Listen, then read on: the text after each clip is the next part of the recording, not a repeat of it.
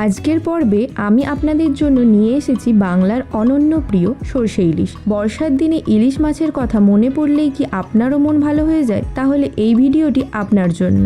আর আজ আমি শেয়ার করব এমন কিছু টিপস যা সরষে ইলিশ করে তুলবে আরও সুস্বাদু। চলুন শুরু করা যাক এবং দেখে নিন কিভাবে সহজে বানানো যায় এই দুর্দান্ত রেসিপিটি।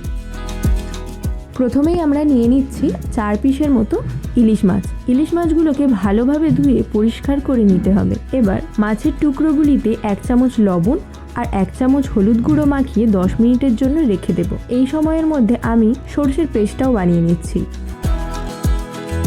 একটি মিক্সিতে 2 চামচ সাদা সরষে আর 2 চামচ কালো সরষে নিয়ে নিতে হবে। এবার এর সাথে 2টি কাঁচা লঙ্কা, স্বাদ মতো লবণ এবং হাফ কাপ জল দিয়ে ভালোভাবে একটা পেস্ট বানিয়ে নেব। জলের পরিমাণটা ঠিক এই রকম রাখতে হবে যাতে পেস্টটি খুব পাতলা ও খুব ঘন না হয়ে যায়। সুন্দর মসৃণ পেস্ট বানানো হয়ে গেছে, দেখুন। এখানে একটা টিপস দিচ্ছি, সরষে পেস্টটিতে আরও সামান্য জল দিয়ে পেস্টটি ছেঁকে নিতে হবে। এতে সরষের খোসাগুলো আলাদা হয়ে যাবে এবং আপনার গ্রেভিটাও হবে স্মুথ, আর এতে তেতো ভাবটাও থাকবে না।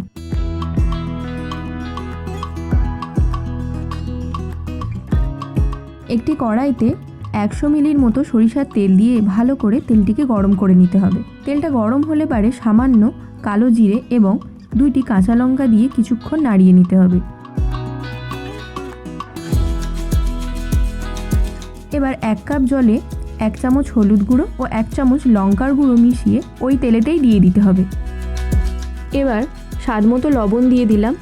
তারপর মাছগুলি একে একে দিয়ে দিতে হবে। মাছগুলো সাবধানে উল্টে পাল্টে নিতে হবে, কারণ ইলিশ মাছগুলো খুব নরম হয়ে থাকে। সাবধানে উল্টাতে হবে যাতে মাছগুলি ভেঙে না যায়। মাছগুলি উল্টে পাল্টে ভালোভাবে কষানো হয়ে গেলে ওতে 1 কাপ পরিমাণ জল দিয়ে দিন। এবার সরষের পেস্টটি মিশিয়ে দিন।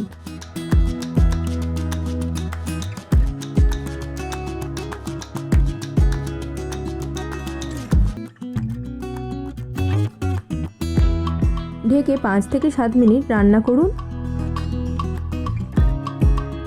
7 মিনিট পর ঢাকনা খুলে দেখুন আপনাদের সরষে ইলিশ একদম প্রস্তুত।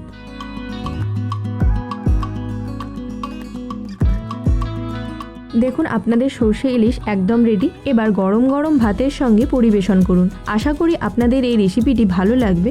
যদি ভালো লাগে তাহলে লাইক, কমেন্ট, শেয়ার করুন এবং চ্যানেলটিকে সাবস্ক্রাইব করতে ভুলবেন না। ধন্যবাদ।